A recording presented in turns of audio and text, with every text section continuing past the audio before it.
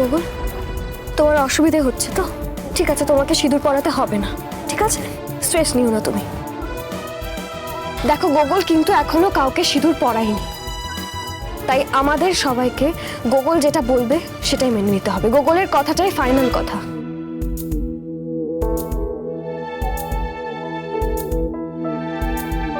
Gogol, তুমি এবার পরিষ্কার করে বলো তো, তুমি কার সঙ্গে থাকতে চাও? কাকে কাকে বিয়ে করতে চাও তুমি? তোমাকে তোমাকে তোমাকে তোমাকে তোমাকে তোমাকে তোমাকে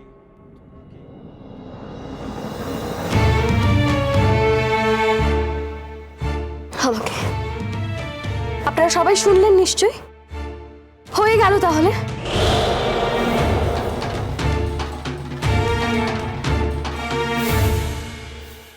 ঠিক আছে গোগল, তুমি আমার কাছেই থাকবে, আমার কাছেই থাকবে, তুমি কোথাও যাবে না। আমি তো তোমার কাছেই থাকবো। ওকে চলে যেতে বলো, চলে যেতে বলো ওকে। তুমি কিছুতেই পারলে না লালন, কিছুতেই মনে করতে পারলে না যে এই মেয়েটা তোমার বউ ছিল। এত চেষ্টা করলাম মনে করানো তোমাকে।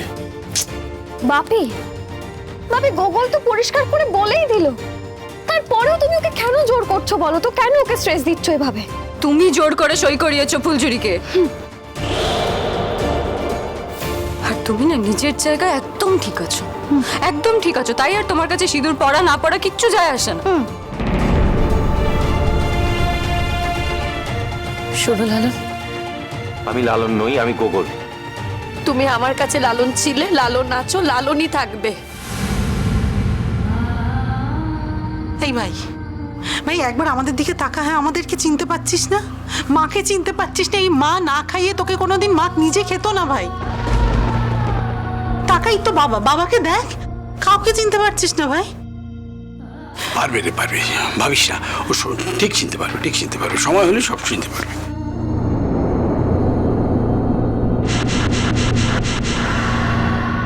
লালন, আজ তোমাকে আমার কথা শুনতেই হবে। এই তুমি চুপ করো না, আমরা তো কথা বলছি, এর মাঝখানে তুমি কেন কথা বলছো শুনি? কারণ সব থেকে বেশি ক্ষতি তো ওর হয়েছে, কথা তো ও বলবেই।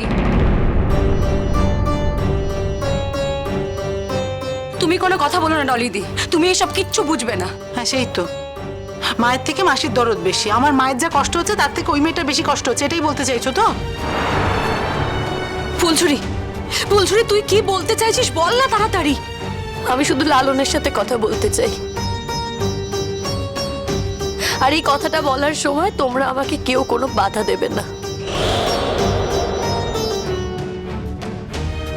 ফুলঝুরি, তুই যা বলবি মন খুলে বল, মন থেকে সত্য খুলে বল, তুই বল। দেখ, স্বামী স্ত্রীর বন্ধন জন্ম জন্মান্তরের বন্ধন,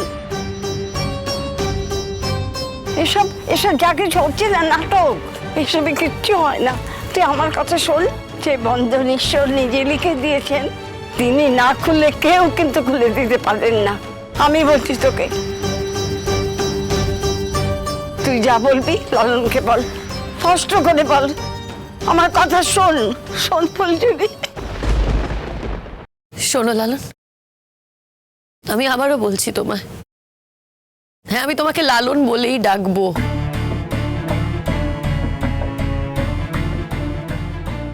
তুমি আমার কাছে লালন আছো, লালনই থাকবে। তুমি আমাকে সহ্য করতে পারো না তো? আমাকে দেখলেই রেগে যাও তো? কেন রেগে যাও গো? তুমি তো বলেছো তোমার নাকি কিচ্ছু মনে নেই, তোমার তো আমাকেও মনে নেই। তো তোমার যখন আমাকে মনেই নেই, তাহলে আমাকে কেন সহ্য করতে পারো না? বলো না, কেন সহ্য করতে পারো না? আসলে কি বলো তো, আমার না মনে হচ্ছে যে তোমার সব মনে আছে, তুমি ইচ্ছে করে আমাকে চিনতে চাইছো না। হ্যাঁ লালন, ওই যে সমুদ্রের তলা থেকে তোমার কেউ পা ধরে টেনেছিল না, তোমার এটাই মনে হচ্ছে তো যে তোমার এইসব ক্ষতির জন্য আমি দায়ী?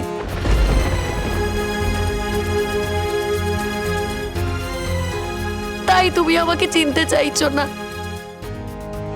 তা না হলে বলো তো, তোমার মনের ভেতর কি চলছে আমি তো জানি না, তোমার মন তো আমি পড়তে পারছি না।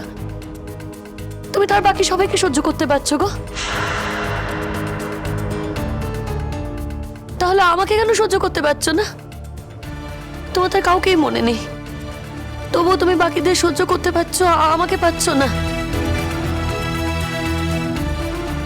তোমার আসলে সব মনে আছে, তুমি শুধু আমাকে মেনে নিতে পারছো না।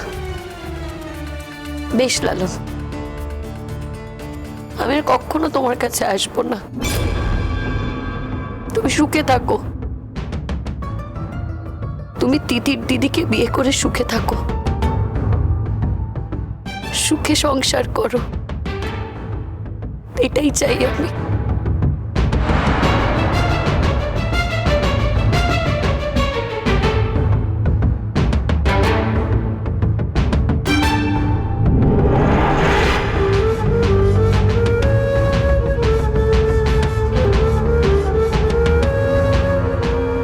তুই একটা বোকা মেয়ে ফুলঝুরি।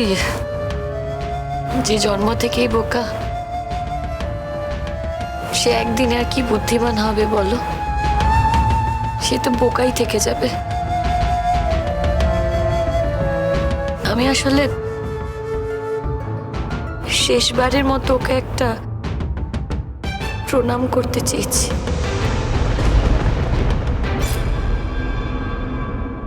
দরকার নেই ফুলঝুরি, দরকার নেই। যে তোকে চিনতেই পারছে না তাকে তুই প্রণাম করতে যাবি কেন?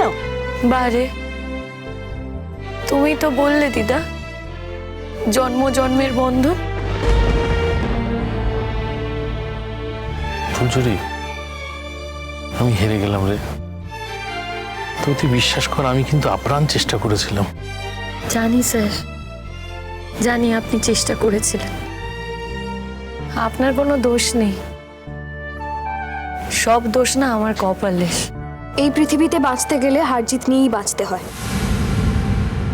আর ও যখন তোমাকে চিনতেই পারছে না, তোমাকে দেখে সহ্যই করতে পারছে না, তখন তো তোমার অনেক আগেই চলে যাওয়া উচিত ছিল, এখানে আসাই উচিত ছিল না তোমার। তুমি বুঝবে না তিতির দিদি, তবে আজ বউ হচ্ছ তো, আজ থেকে হয়তো বুঝবে। তবে একটা কথা কি জানো তো, একজন মেয়ের চোখের জলে কিন্তু আরেকজন মেয়ে কখনো সুখী হতে পারে না। কখনো না, কখনো না। আশ্চর্য, আপনারা আপনারা আমার মেয়েকে এইভাবে অভিশাপ দিচ্ছেন। আপনারা কেন বুঝতে পারছেন না? আমার মেয়ে তো জোর করে কোনো কিছু করেনি। আপনারা সকলে দেখলেন তো যে আমার স্বামী তিতিরের বাবা এতক্ষণ ধরে কত চেষ্টা করলো যাতে গোকুলের পুরনো সবকিছু মনে পড়ে। চেষ্টা তো করলো যে যাতে গোকুল ফুলঝুরিকে চিনতে পারে। গোকুল যদি ফুলঝুরিকে চিনতে না পারে, তাতে আমার মেয়ের দোষটা কোথায় বলুন তো? আপনারা কেন আমার মেয়েকে দোষী বানাচ্ছেন? কেন আমার মেয়েটাকে এইভাবে অভিশাপ দিচ্ছেন? আমি তো কিচ্ছু বুঝতে পারছি না। একটা মেয়ে নতুন সংসার পাততে চলেছে, আর আপনারা এইভাবে বলছেন আমার মেয়েটাকে। মা, ছাড়ো না, ওদের খারাপ লাগছে তাই ওরা বলছে এভাবে। তুমি প্লিজ এটা নিয়ে আর ঝামেলা করো না। না মা, আমি ঝামেলা কিছু করছি না। উনি এইভাবে বললেন কথাটা, তাই আমি ওনাকে উত্তরটা দিলাম।